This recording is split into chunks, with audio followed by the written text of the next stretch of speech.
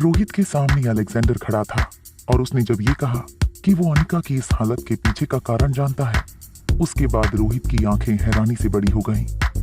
रोहित ने अलेक्जेंडर को देखा और फिर कहना शुरू किया, यहाँ आकर बैठो और पूरी बात बताओ। वहीं थोड़ी दूरी पर रिया और आर्यन दोनों घबराए हुए थे। उन्हें डर था कि जब रोहित को सच का पता चलेगा, उसके बाद वो अलेक्जेंडर और दोनों बच्चों को भी बहुत डांटेगा। मगर इस वक्त रिया और आर्यन अलेक्जेंडर को लेकर डर रहे थे। इधर अलेक्जेंडर रोहित के सामने बैठ गया। उसके हाथ पांव कांप रहे थे, मगर तभी उसने अपने आप को समझाया और फिर रोहित से कहना शुरू किया, मम्मा की ये हालत हमारे कारण हुई है और सबसे ज्यादा दोष मेरा है। कहते हुए अलेक्जेंडर रोहित को पूरी बात बताने लगा। करीब 5 मिनट के अंदर ही अलेक्जेंडर ने सब कुछ रोहित को बता दिया। पूरी बात सुनने के साथ ही रोहित अलेक्जेंडर को देखने लगा। वहीं अलेक्जेंडर को अब यही लग रहा था कि उसके साथ न जाने रोहित क्या करेगा। उसने सामने से ही रोहित से कहा, I am really very sorry dad, Riya और आर्यन की इसमें कोई गलती नहीं है। तभी रिया और आर्यन अलेक्जेंडर के पास आए और एक साथ कहा, नहीं डैड, हम दोनों भी उतने ही जिम्मेदार। वो आगे कुछ कहते कि रोहित ने दोनों को चुप रहने का इशारा किया और फिर अलेक्जेंडर को उठने का इशारा किया। अलेक्जेंडर झट से उठ गया। अब उसे लग रहा था कि रोहित उसे थप्पड़ मारेगा। इस डर से अलेक्जेंडर ने अपनी आंखें बंद कर ली। तभी रोहित अलेक्जेंडर के पास आया और उसने उसे गले से लगाते हुए कहा, कोई बात नहीं, जो हुआ भूल जाओ। हमें अब ये सोचना चाहिए कि तुम्हारी मम्मा को ठीक कैसे करें। रोहित का ये अंदाज देखकर अलेक्जेंडर के साथ साथ रिया और आर्यन भी शॉक्ड हो गए। उनको अपनी आंखों पर यकीन ही नहीं हो रहा था। वहीं अलेक्जेंडर लगातार रोहित को देखे जा रहा था। उसे ये सब कुछ किसी सपने से कम नहीं लग रहा था।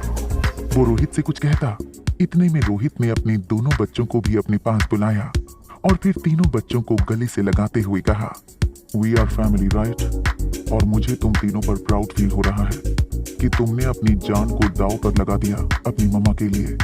ये सुनते ही तीनों बच्चों की आंखें नम हो गईं। उन्होंने एक साथ कहा, बट मम्मा को हम ठीक नहीं कर पाए डैड। तीनों बच्चे इतना कहकर चुप हुए ही थे कि तभी अचानक से उन्हें अनिका के कराहने की आवाज आई।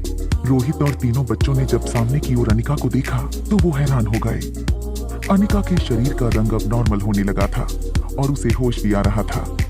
ये देख रोहित तुरंत अनिका के पास जाकर बैठ गया और उसके माथे पर हाथ फेरते हुए बोला, अनिका, अपनी आंखें खोलो अनिका। तभी थोड़ी ही देर में अनिका ने अपनी आंखें खोली और वो उठकर बैठ गई। इस वक्त उसके माथे पर पसीने की बूंदें दिखाई दे रही थीं। उसने जैसे ही रोहित को देखा, वो रोहित के सीने से लिपट गई। रोहित को ये देख खुशी तो हुई, मगर वो सोच में पड़ गया।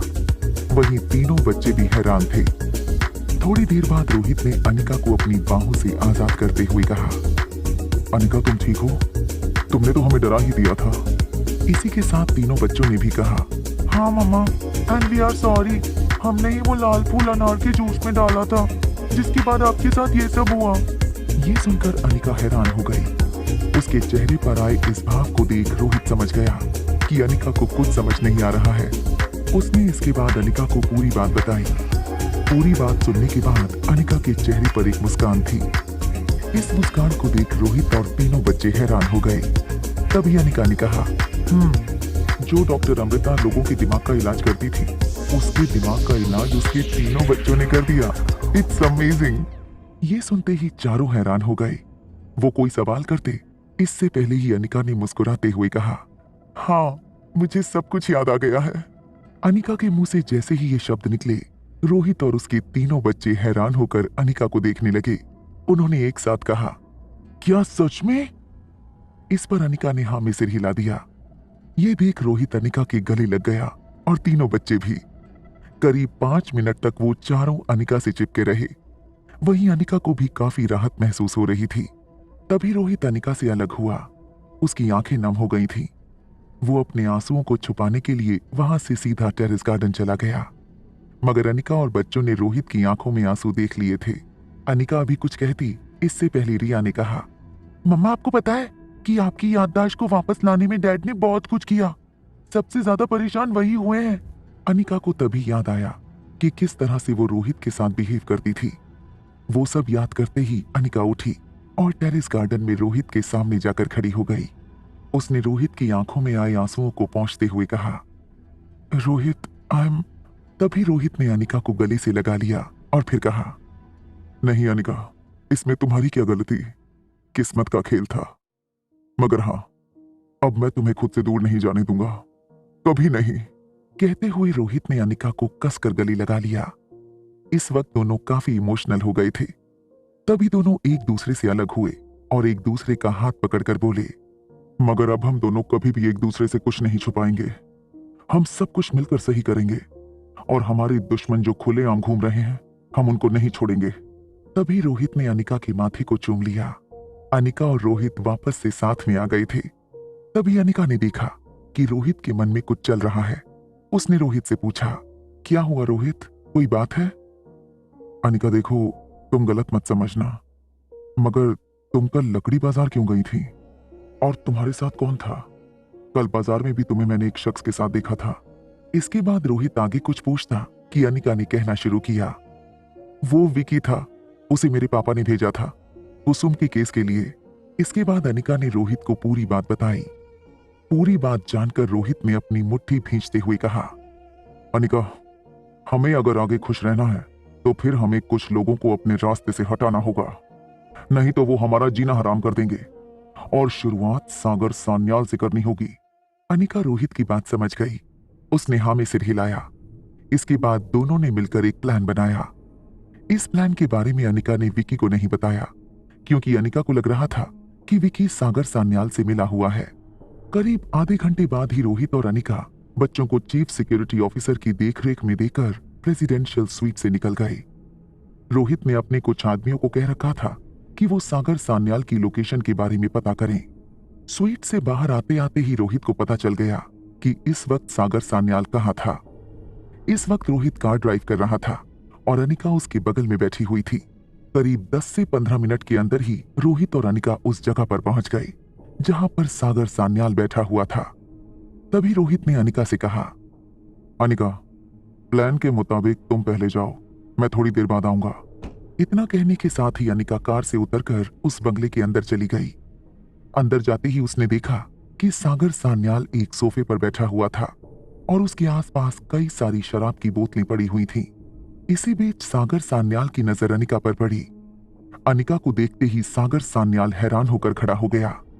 उसने अनिका को देखते हुए कहा, क्या ये सच में आप हैं अनिका जी, या मुझे शराब चढ़ गई है? तभी अनिका सागर सान्याल के पास जाते हुए बोली, मैंने बहुत सोचा, फिर ये फैसला लिया कि कहीं ना कहीं तुम एक अच्छे इंसान हो जिसे मेरी फिक्र है। मैंने आज रोहित का असली चेहरा देख लिया। ये सुनते ही सागर सान्याल जोर जोर से हंसने लगा। उसने हंसते हुए कहा,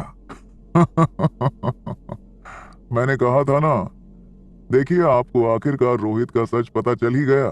खैर, आपने इस बंगले का पता ढूंढा कैसे? सागर सान्याल के मुंह से ये सुन अनिका ने अपनी अदाएं दिखाते हुए कहा, वो कहते हैं ना कि एक बार मन में कुछ ठान लो तो वो अपने आप हो जाता है। बस इसी तरह मैंने यहाँ का पता भी जान लिया। ये सुनने के बाद सागर सान्याल ने अनिका का हाथ पकड़ लिया। अनिका ने मगर कुछ नहीं कहा। ये देख सागर सान्याल को हिम्मत मिली। उसने अनिका की तरफ देखते हुए कहा, अनिका जी, आज खुशी का दिन है, एक एक ड्रिंक हो जाए। अनिका जानती थी कि सागर सान्याल उसे शराब ही ऑफर करेगा, मगर अनिका पूरी तरह से तैयार थी। उसने सागर सान्याल के चेहरे की तरफ देखते हुए कहा, वैसे तो मैं शराब नहीं पीती, मगर क्योंकि आपके कारण मुझे रोहित की सच्चाई पता चली है तो मैं आपको कंपनी जरूर दूंगी। सागर सान्याल ने जैसे ही ये सुना वो खुशी से उछल पड़ा। उसने अनिका को वहीं बैठने को कहा और अंदर अपने कमरे में चला गया। उस कमरे में ढेर सारी शराब की बोतलें रखी हुई थीं। उसमें से सागर ने एक बेहद ही महंगी शराब की बोतल निकाली और उसे 2 ग्लास में डाल दिया। इसके बाद सागर सान्याल ने एक ग्लास में कुछ टैबलेट्स मिला दिए जो शराब में पूरी तरह से घुल गईं। मगर अनिका ने ये सब देख लिया था। वो वहीं सोफे पर बैठी रही। तभी सागर सान्याल शराब से भरी हुए 2 गिलास लेकर आया। ये लीजिए अनिका जी, आपके लिए ये खास ड्रिंक है। कहकर सागर सान्याल ने वो ग्लास अनिका को दे दिया जिसमें उसने गोली मिलाई थी। मगर तभी घर के बाहर कुछ टूटने की आवाज आई, मानो कार का कांच टूटा हो। ये देख अनिका घबरा गई।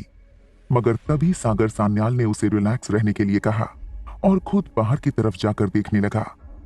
जब सागर सान्याल वहां से बाहर की तरफ गया, अनिका ने झट से अपना ग्लास सागर सान्याल के ग्लास से बदल दिया और फिर अपने हाथ में पकड़े ग्लास में मौजूद शराब को उसने सामने एक गमले में डाल दिया। इसके बाद वो सोफे पर आकर बैठ गई। तभी सागर सान्याल वहां आया। उसने देखा कि अनिका की ग्लास खाली थी। ये देख वो मन ही मन खुश होने लगा। उसने तभी अपने ग्लास से शराब पीते हुए कहा, अनिका जी, आपको नींद तो नहीं आ रही? इस पर अनिका ने नामी सिर हिला दिया। वहीं सागर सान्याल ने अपना ग्लास खाली कर दिया था। ये देखते ही अनिका ने जोर से सीटी बजाई। सागर सान्याल अभी कुछ कर पाता, इससे पहले ही रोहित खिड़की से अंदर आ गया। रोहित को वहां देख सागर सान्याल घबरा गया, मगर उसने जैसे ही अनिका के चेहरे पर मुस्कान देखी, वो सब कुछ एक झटके में समझ गया। वो अभी हिल पाता, इतने में रोहित ने अपनी गन निकाली और कहा, भागने की या किसी को बुलाने की सोचना भी मत। ये सुनते ही सागर सान्याल हंसने लगा। उसने हंसते हुए कहा, तुम मेरा कुछ नहीं बिगाड़ सकते रोहित। पता है क्यों? क्योंकि अभी कुछ घंटे पहले मुझे तुम्हारी प्यारी बीवी अनिका के बारे में कुछ ऐसा पता चला है जो तुम्हारे बहुत काम का है। ये सुन रोहित ने सागर सान्याल के माथे पर गन तानते हुए कहा, तुम क्या मुझे बेवकूफ समझते हो जो मैं तुम्हारी किसी भी बात पर यकीन? रोहित की बात काटते हुए सागर सान्याल ने कहा, तुम्हें मेरा यकीन करना पड़ेगा रोहित, क्योंकि मुझे उस शख्स के बारे में पता चला है जिसने तुम्हारी बीवी को किडनैप किया था। ये सुनते ही रोहित और अनिका हैरान हो गए। रोहित उस शख्स के बारे में बेसब्री से जानना चाहता था जिसने अनिका को किडनैप किया था। उसकी बात सुनकर रोहित ने सागर सान्याल का गला पकड़ते हुए कहा, कौन है वो? बता कौन है वो? सागर सान्याल लगातार हंसे जा रहा था। तभी अनिका ने भी अपना दांव खेला और सागर सान्याल को उस सीसीटीवी फुटेज के बारे में बताया जो कुसुम के घर के पास का था। ये सुनते ही सागर सान्याल के होश उड़ गए। तभी रोहित ने कहा, तो सागर, चलो एक डील करते हैं। तुम हमें उस शख्स के बारे में बताओ और हम तुम्हें वो सीसीटीवी फुटेज दे देंगे। क्या ख्याल है? ये सुनने के बाद सागर सान्याल के पास कोई रास्ता नहीं बचा था, क्योंकि वो जानता था कि उस सीसीटीवी फुटेज की मदद से ये आसानी से साबित किया जा सकता था कि सागर सान्याल ने ही कुसुम के साथ रेप किया था और उसकी जान ली थी। ये सोचते हुए सागर सान्याल ने बिना सोचे समझे झट से कहा, दमयंती देवी। दमयंती देवी का नाम सागर सान्याल के मुंह से सुनते ही रोहित और अनिका हैरान हो गए और एक दूसरे को देखने लगे। तभी रोहित ने सागर सान्याल से पूछा, क्या ये तुम क्या कह रहे हो? मैं जहां तक जानता हूं दमयंती देवी तो सालों पहले मर चुकी है और उसका बेटा योगराज उसी की पार्टी के लिए तो मैं। रोहित अभी आगे कुछ कहता, इतने में अचानक से अनिका को कुछ याद आने लगा। उसने अपने दिमाग पर जोर डालते हुए कहा, रोहित, मुझे याद आ गया, वो शख्स दमयंती देवी ही थी। मुझे थोड़ा थोड़ा याद आ रहा है। मैं किसी बीहड़ इलाके में थी और वहां पर फिर मेरे साथ क्या क्या हुआ मुझे ठीक से तो याद नहीं, क्योंकि उसके बाद फिर मैं बेहोश हो गई थी। मगर वो सब एक बहुत ही भयानक दृश्य था और दमयंती देवी जिंदा है, वो मरी नहीं है। रोहित तक शॉक्ड हो चुका था। वहीं सागर सान्याल उठ खड़ा हुआ और उसने कहा, हाँ रोहित, सच तो यही है कि अनिका को दमयंती देवी ने ही किडनैप किया था, और तो और सनी के साथ जो लड़की काम करती थी यानी शर्मिला, उसको भी दमयंती देवी ने ही भेजा था। और वो क्यों ऐसा कर रही थी ये मुझे तो पता नहीं चल पाया, लेकिन हाँ, मेरे आदमियों के द्वारा मुझे जो कुछ पता चला मैंने बता दिया। तो अब मैं तुमसे रिक्वेस्ट करूंगा कि तुम मुझे वो सीसीटीवी फुटेज दे दो। मैंने अपना काम किया, अब तुम अपना काम करो। ये सुनने के बाद रोहित और अनिका खामोश हो गए। अभी वो ये सोच रहे थे कि अब आगे क्या किया जाए। तभी अनिका ने रोहित के हाथों से वो गन अपने हाथों में ले ली और उसने सागर सान्याल के माथे की तरफ तान दी। ये देख रोहित बुरी तरह से डर गया। उसने अनिका को समझाते हुए कहा, अनिका, तुम क्या कर रही हो? रोहित के इस सवाल पर अनिका ने रोहित को ये समझाया कि सागर सान्याल इतना बड़ा आदमी है कि अगर कोर्ट में वो गया तो फिर कुछ महीनों बाद वो जेल से बाहर आ जाएगा और फिर वो ना जाने कुसुम जैसी कितनी लड़कियों की जिंदगी बर्बाद करेगा। इसलिए सागर सान्याल जब तक जिंदा रहेगा तब तक कुसुम जैसी लड़कियों को खतरा रहेगा। इसके बाद अनिका ने कहा, इसलिए मैं नहीं चाहती कि कोर्ट सागर सान्याल को सजा दे। मैं इसे अपने हाथों से सजा देना चाहती हूँ। रोहित ने जैसे ही ये सुना, उसने अनिका के हाथ से पहले गन ली और फिर कहा, देखो अनिका, मैं तुम्हारी बात समझ रहा हूँ, लेकिन तुम अगर इसे इस तरह से गोली मार दोगी तो फिर तुम्हें पता है ना, एक नई मुसीबत तुम्हारे पीछे पड़ जाएगी। और इंस्पेक्टर गिरीवाल भी किस तरह का आदमी है तुम्हें पता ही है। उसे कहीं ना कहीं एक और मौका मिल जाएगा।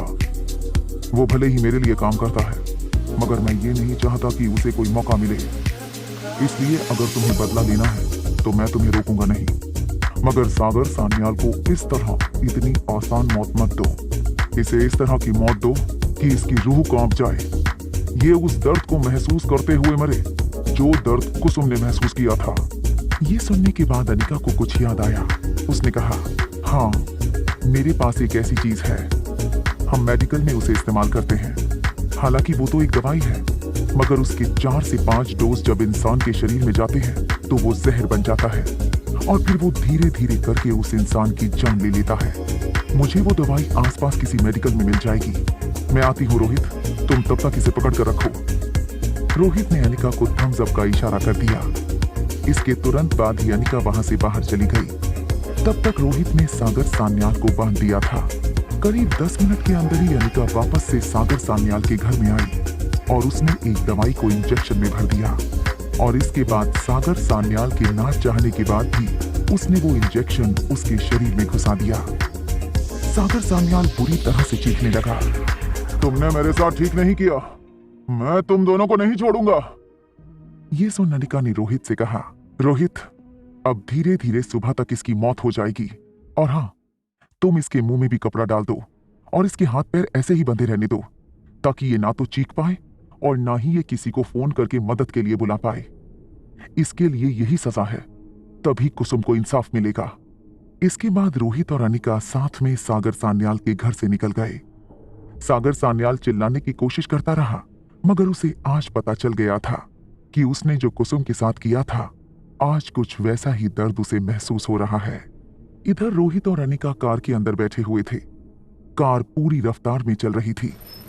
इसी बीच अचानक से रोहित ने कहा, डोंट वरी अनिका, मैंने अपने लोगों को कह दिया है।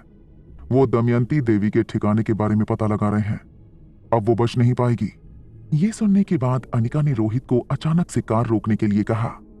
रोहित ने कार रोकी और पूछा, क्या हुआ अनिका? तभी अनिका ने बताया, मुझे अपनी मां के पास जाना है। कुछ सवाल है मेरे मन में जिनका मुझे जवाब चाहिए। इसके तुरंत बाद ही अनिका ने वो सारी बातें रोहित को बता दी जो उसे याद आई थी कि कैसे स्वाति मल्होत्रा ने उसकी याददाश्त मिटा दी थी। रोहित ये सब कुछ सुनकर हैरान हो गया। उसने सोचते हुए कहा, इसका मतलब तुम्हारी मां ने ही तुम्हारे साथ ऐसा किया? मतलब क्यों? आखिर एक मां अपनी बेटी के साथ ऐसा क्यों करेगी? इन्हीं सवालों का जवाब तो मैं लेने के लिए अपनी मां के पास जाना चाहती हूं और मुझे पता है कि वो इस वक्त कहां होंगी। मैं पंछियों की मदद से उनके पास पहुंच जाऊंगी, इसलिए तुम मुझे यहीं पर उतार दो। मैं मां से मिलने अकेली जाना चाहती हूं, अनिका ने कहा। रोहित समझ गया कि इस वक्त अनिका को उसे अकेले छोड़ देना चाहिए। उसने अनिका को वहीं हाईवे पर उतार दिया। इसके बाद अनिका वहां से किनारे एक पेड़ के पास चली गई और फिर वो अजीब अजीब सी आवाजें निकालने लगी, मानो वो किसी को बुला रही हो। थोड़ी ही देर में वहां पर ढेर सारे पक्षी आ गए। हालांकि रात के इस वक्त वो सारे पक्षी अनिका के पास आए थे, ये बहुत ही हैरान कर देने वाली बात थी। मगर कहीं ना कहीं अनिका जानती थी कि एक यही तरीका है स्वाति मल्होत्रा के पास पहुंचने का। थोड़ी ही देर में वो पक्षी उस दिशा की ओर बढ़ने लगे जहां पर स्वाति मल्होत्रा और बूढ़े बाबा थे। करीब 1 से 1.5 घंटे तक उन पक्षियों को फॉलो करने के बाद अनिका एक टूटी हुई बिल्डिंग पे पहुंची। उस बिल्डिंग में जाने के बाद उसे एक अंडरग्राउंड कमरा दिखा जहां से रोशनी आ रही थी। अनिका समझ गई कि वो सही जगह पर आई है। अनिका ने देखा कि वहां का दरवाजा खुला हुआ था। वो झट से उसके अंदर चली गई। तभी उसने वहां पर बूढ़े बाबा और अपनी मां स्वाति मल्होत्रा को देखा। स्वाति मल्होत्रा ने भी जैसे ही अनिका को देखा वो हैरान हो गई। वो अभी कुछ कहती, इतने में अनिका ने ताली बजाते हुए स्वाति मल्होत्रा के पास जाकर कहा, वाह वाह, कहते हैं कि भगवान से भी बढ़कर मां होती है, मगर आपने मेरे साथ जो कुछ भी किया उसके बाद तो आज से लोग यही कहेंगे कि आप वो पहली माँ हो जो अपनी बेटी की सबसे बड़ी दुश्मन बन गई। क्यों माँ, आखिर आपने मेरे साथ ऐसा क्यों किया? मैंने आपका क्या बिगाड़ा था? या फिर क्या तुम्हें मुझे दर्द और तकलीफ में देखने में मजा आता है? इतना कहने के साथ ही अनिका वो सारी बातें बताने लगी कि किस तरह से उसने कितना दुख सहा था जब उसकी याददाश्त चली गई थी। वहीं बूढ़े बाबा अनिका को समझाने की पूरी कोशिश कर रहे थे, मगर अनिका लगातार बूढ़े बाबा को चुप कराकर अपनी बात कही जा रही थी। वहीं स्वाति मल्होत्रा को यह सब सुनने के बाद बहुत ही बड़ा झटका लगा था, मगर कहीं ना कहीं वो जानती थी कि ये एक दिन होना ही था। अनिका ने जब देखा कि स्वाति मल्होत्रा कुछ नहीं कह रही है तो उसने फिर से कहा, बताओ माँ, आखिर आपने मेरे साथ ये क्यों किया? एक माँ होकर आपने मेरे साथ ऐसा करने का सोचा भी कैसे? आखिर क्या मिला आपको ये सब करके? तभी स्वाति मल्होत्रा ने खुद को संभालते हुए कहा, मैंने तुम्हारी भलाई के लिए ये सब किया है। तुम्हें अभी लग रहा है कि मैं तुम्हारी दुश्मन हूं, मगर मैंने ये सब तुम्हारे साथ इसलिए किया है क्योंकि तुम्हारी रगों में जो V16 पावर ड्रग बह रहा है तुम्हारी जिंदगी को बर्बाद ना कर दे, इसलिए मुझे ये कदम उठाना पड़ा। इतना कहने के बाद स्वाति मल्होत्रा चुप हो गई। अनिका को कुछ समझ नहीं आ रहा था कि स्वाति मल्होत्रा के कहने का क्या मतलब था। तभी स्वाति मल्होत्रा ने आगे कहना शुरू किया, क्या तुम्हें पता है, ये V16 पावर ड्रग अगर एक आविष्कार है तो वहीं एक अभिशाप भी है। ये तुम्हारी जिंदगी बर्बाद कर सकता है। रोहित को जब पता चलता कि तुम्हारी रगों में ये V16 पावर ड्रग दौड़ रहा है और तुम कोई मामूली लड़की नहीं हो, तो क्या वो तुम्हें एक्सेप्ट करता? हो सकता है कि रोहित खुद ही तुम्हारा दुश्मन बन जाता। ये सुनते ही अनिका ने तपाक से कहा, बस माँ, आप मेरी माँ हैं तो इसका मतलब ये नहीं कि आप मेरे पति के बारे में कुछ भी कहेंगी, और मैं रोहित के खिलाफ एक लफ्ज नहीं सुनना चाहूंगी, क्योंकि मुझे पता है कि रोहित मुझसे कितना प्यार करता है और उसने मेरे लिए क्या कुछ नहीं किया। मैं आपको कैसे बताऊं कि रोहित ने मेरे लिए जितना किया है ना, उतना तो आपने भी नहीं किया होगा।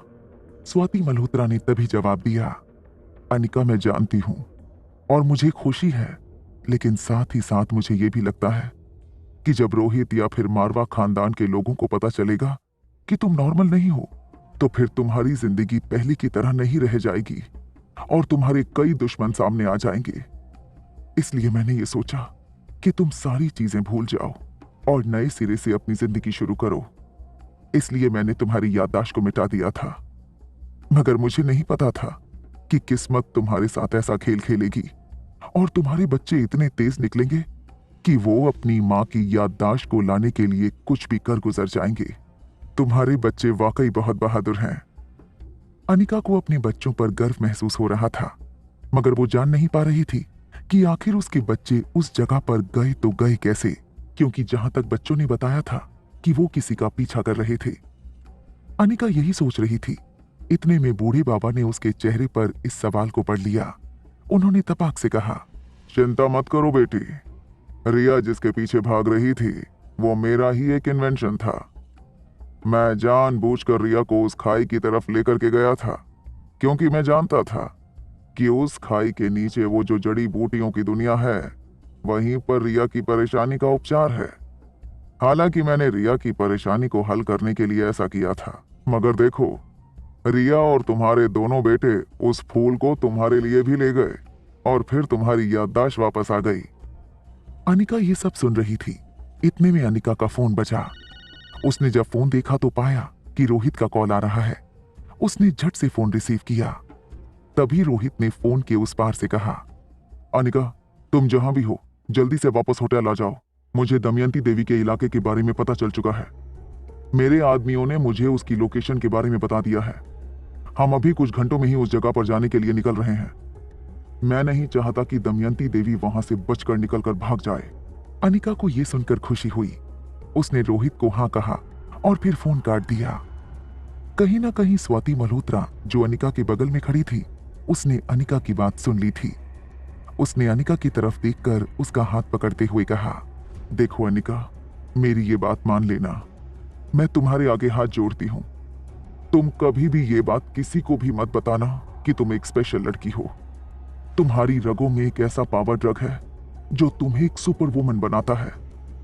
मैं जानती हूं कि तुम अपनी मां को कभी माफ नहीं कर पाओगी, लेकिन मेरा यकीन मानो, मैंने तुम्हारी भलाई के लिए ये सब किया था। ये सब सुनने के बाद अनिका ने अपनी मां की तरफ देखा और मुस्कुरा कर कहा, आई एम सॉरी मां, मैंने गुस्से में कुछ ज्यादा ही सुना दिया, बिना कारण जाने। खैर, मैं आपसे बाद में मिलती हूँ, उसके बाद आपसे आराम से बात करूंगी। अभी मुझे अपने एक दुश्मन के पास जाना है, उसे ठिकाने लगाने के लिए। उसने मेरे साथ बहुत गलत किया और उसने मेरे परिवार को बहुत दर्द दिया है, मगर अब उसके खात्मे का वक्त आ गया है। इतना कहने के साथ ही अनिका वहां से जल्दबाजी में निकल गई। उसकी आंखों में एक जुनून दिखाई दे रहा था। एक तरफ अनिका जहां होटल पैराडाइज इंटरनेशनल की तरफ आ रही थी, तो वहीं दूसरी तरफ इधर रोहित ने तीनों बच्चों को समझा दिया था कि वो और अनिका किसी मिशन में जा रहे हैं कुछ जरूरी काम से, तो इसलिए वो प्रेसिडेंशियल स्वीट के अंदर ही रहें। 3 से 4 सिक्योरिटी गार्ड्स को वहां पर रख दिया गया था ताकि वो बच्चों की देखभाल कर सके। इस वक्त रोहित करीब 15 से 20 सिक्योरिटी गार्ड्स को लेकर और चीफ सिक्योरिटी ऑफिसर को लेकर होटल पैराडाइज इंटरनेशनल के बाहर खड़ा था। होटल के बाहर कई सारी गाड़ियां लगी हुई थीं। तभी रोहित ने चीफ सिक्योरिटी ऑफिसर से कहा, तुम लोगों को मैंने जो जो लेने को कहा था वो सब ले लिए ना, और हेलीकॉप्टर रेडी है? क्योंकि मैं नहीं चाहता कि हम जरा सी भी लेट से पहुंचे। तभी चीफ सिक्योरिटी ऑफिसर ने कहा, हाँ सर, वी आर रेडी, एक बार मैडम आ जाएं, उसके बाद फिर हम निकलेंगे। इसके बाद रोहित ने हाँ में सर हिला दिया और फिर यहाँ वहां टहलने लगा। उसे अब अनिका का इंतजार था। करीब 10 से 15 मिनट गुजर गए। तभी अचानक से वहां पर एक गाड़ी आकर रुकी। उसमें से अनिका बाहर आई। अनिका के उतरते ही रोहित ने कहा, अनिका रेडी हो? हेलीकॉप्टर अपनी जगह पर लग चुका है, हम इस मिशन के लिए रेडी हैं। अनिका ने शुरू में सोचा था कि वो अकेली दमयंती देवी के साम्राज्य में जाएगी और V16 पावर ट्रक की मदद से दमयंती देवी को उस बेहद इलाके से बाहर खींच कर लाएगी। मगर अनिका को ये याद आ गया था कि हो सकता है इस बार दमयंती देवी कोई ऐसी चाल चल दे जिसके बाद अनिका फिर से पिछली बार की तरफ फंस जाए। इस कारण उसने इस फैसले को अपने मन में दबा दिया और रोहित की तरफ देखकर हाँ में सिर हिला दिया। दोनों अभी कार में बैठने जा ही रहे थे। इसी बीच अनिका ने रोहित से कहा, थैंक यू रोहित, तुमने मेरे लिए इतना कुछ किया, really I am very lucky. ये सुनते ही अनिका को रोहित ने घूर कर देखा और कहा, ये तुम फॉर्मेलिटी कब से करने लगी? अब ये सब छोड़ो, अभी एक्शन टाइम है, एक्शन कर लेते हैं, फिर रोमांस करेंगे। कहते हुए रोहित ने आंख मारी। ये सुनकर अनिका मुस्कुरा पड़ी। इसके बाद दोनों कार में बैठकर हेलीकॉप्टर की ओर बढ़ने लगे। धीरे धीरे ये रात ऐसे ही खत्म हो गई। सुबह की पहली किरण के साथ ही रोहित का हेलीकॉप्टर उड़ते हुए उस बंजर रेगिस्तान में आ पहुंचा जहां पर दमयंती देवी का काला साम्राज्य चारों तरफ फैला हुआ था। इस बीहड़ इलाके में एक साथ 4 से 5 हेलीकॉप्टर आते देख दमयंती देवी के गार्ड्स को कुछ शक हुआ। दमयंती देवी के पास कई सारी औरतें थीं जो उसके लिए काम करती थीं, मगर इसी के साथ दमयंती देवी ने अपने पास कई सारे आदमियों को भी सिक्योरिटी गार्ड के तौर पर रखा था ताकि कोई मुसीबत आए तो वो उनका सामना कर सकें। दमयंती देवी के गार्ड्स ने जब सुबह के इस वक्त आसमान में 5-5 हेलीकॉप्टर देखे तो उन्हें शक हो गया कि जरूर कुछ होने वाला है। उन्होंने इसके बाद आओ देखा ना ताओ, वो अपनी गन निकालकर हेलीकॉप्टर की तरफ फायरिंग करने लगे। जब अनिका और रोहित ने देखा कि नीचे से फायरिंग हो रही है तब वो दोनों हैरान हो गए। रोहित ने तभी अपना फोन निकाला और चीफ सिक्योरिटी ऑफिसर से कहा, मैंने कहा था ना कि हमारा स्वागत फायरिंग से हो सकता है और मेरा अनुमान बिल्कुल सही निकला। बट घबराने की कोई बात नहीं है। तुम सारे गार्ड्स और हेलीकॉप्टर चला रहे पायलट को कह दो कि रेडी रहें, क्योंकि हम भी फायरिंग का जवाब फायरिंग से देंगे ताकि दमयंती देवी और उसके लोगों को पता चल जाए कि हम भी पूरी तैयारी के साथ आए हैं। आज उसका ये काला साम्राज्य उजड़ जाएगा। रोहित के इतना कहने के साथ ही चीफ सिक्योरिटी ऑफिसर ने अलग अलग हेलीकॉप्टर में बैठे अपने आदमियों को पूरा प्लान समझा दिया। इसके बाद उन सबने भी बंदूकें निकाल ली और वो ऊपर से फायर करने लगे। इस वक्त रोहित के जितने भी सिक्योरिटी गार्ड्स थे उनके हाथों में AK-47 और भी न जाने तरह तरह की बंदूकें थी। रोहित जानता था कि वो जिस जगह पर जा रहा है वो दुश्मन का इलाका है और वहां पर चप्पे चप्पे पर खतरा हो सकता था, इसलिए वो कोई भी रिस्क नहीं लेना चाहता था। रोहित को पता था कि उसके 15 से 20 आदमी काफी थे, क्योंकि रोहित के पास ऐसे हथियार थे जिसकी उम्मीद किसी को भी नहीं थी। इसलिए सारे गार्ड्स हवा से ही फायर कर रहे थे। लेकिन तभी उन्होंने देखा कि नीचे रेगिस्तान में जहां जहां पर बड़े बड़े पत्थर रखे हुए थे, दमयंती देवी के सारे आदमी वहां छुप गए थे और वहां से फायरिंग कर रहे थे। इस कारण से अब सिक्योरिटी गार्ड्स को प्रॉब्लम हो रही थी। जब रोहित ने देखा तो उसके चेहरे पर मुस्कान आ गई। अनिका ने जब रोहित को इस तरह मुस्कुराते हुए देखा तो उसने रोहित से पूछा, क्या हुआ रोहित, तुम इस तरह मुस्कुरा क्यों रहे हो? हम यहाँ मुसीबत में पड़ गए हैं। हमारी गोलियां दमयंती देवी के लोगों तक पहुंच नहीं रही हैं। वो देखो, उसके लोग आसानी से बच निकल रहे हैं, लेकिन वो हम पर लगातार फायरिंग किए जा रहे हैं। ये सब होने के बाद भी तुम मुस्कुरा रहे हो। आखिर तुम्हारे दिमाग में चल क्या रहा है? एक ऐसा प्लान जिसके बाद वो सारे आदमी जो पत्थरों के पीछे छुपे हैं वो वहां से भाग जाएंगे या फिर मौत की नींद सो जाएंगे। कहते हुए रोहित अपनी सीट के पीछे मुड़ा। पीछे कपड़े में कुछ रखा हुआ था। अनिका भी उस चीज को देख रही थी। रोहित ने उस कपड़े को वहां से हटा दिया। तभी अनिका की नजर पीछे उस चीज पर पड़ी, जिसे देखते ही उसकी आंखें हैरानी से बड़ी हो गईं। उसने हैरानी से कहा, ये तो मशीन गन है। तुम आखिर क्या करने की सोच रहे हो? तभी रोहित ने कुटिल मुस्कान के साथ कहा, अनिका, तुम इस साइड आ जाओ और सीट बेल्ट कसकर बांध लो, क्योंकि आज इस रेगिस्तान में तबाही आने वाली है। ये जो फायरिंग कर रहे हैं उनको पता नहीं है कि रोहित मारवा क्या चीज है। इनको मैं अभी दिखाता हूं असली पावर क्या होता है। इतना कहने के साथ ही रोहित ने उस मशीन गन को हेलीकॉप्टर के दरवाजे के पास नीचे करके सेट करके रख दिया। उस मशीन गन में दूरबीन भी लगा हुआ था, जहां से रोहित आसानी से पत्थरों के पीछे दमयंती देवी के लोगों को देख सकता था। मगर रोहित के दिमाग में कुछ अलग ही प्लान चल रहा था। रोहित ने तभी नीचे दूरबीन में देखा और 2 से 3 बड़े पत्थरों पर निशाना लगाते हुए मशीन गन चलाने लगा। इसके बाद पत्थरों के पीछे छुपे लोग इधर से उधर भागने लगे। उनमें से कई लोगों को गोली लगी और उसी वक्त उनकी जान चली गई। उनको ये उम्मीद नहीं थी कि ऊपर हेलीकॉप्टर में बैठा शख्स इस तरह की चीजें कर देगा। उनकी जान अब खतरे में आ गई थी। करीब 5 मिनट के अंदर ही उन लोगों का खात्मा होने के कगार पर आ गया था। दमयंती देवी के आदमी, जो अभी 60 से 70 लोग उन पत्थरों के पीछे छुपे हुए थे, उनमें से 40 से 50 लोग तो यूं ही मारे गए। उनकी लाशें देख बाकी के आदमी घबरा गए। उनको समझ आ गया कि वो इस तरह से नहीं जीत पाएंगे। वहीं इधर दूसरी तरफ अपने कमरे में मौजूद दमयंती देवी को मशीन गन की आवाज सुनाई दे रही थी। मशीन गन की आवाज सुनते ही दमयंती देवी की रूह कांपने लगी, मगर उसने शीशे में अपने आप को देखते हुए कहा, ये कौन आ गया मेरे काले साम्राज्य में, जिसे मौत का भी डर नहीं है। तभी कमरे में दमयंती देवी का बेटा योगराज आया। उसने आते ही कहा, माँ ये। तभी दमयंती देवी ने कहा, जा और उसे मेरे पैरों पर लाकर पटक। ये कौन है जिसमें इतनी हिम्मत आ गई है? मगर वो मशीन गन चला रहा है और हमारे कुछ लोग बाहर खड़े हैं। वो काफी डरे हुए हैं। उनका कहना है कि एक साथ 5 हेलीकॉप्टर आधम के हैं।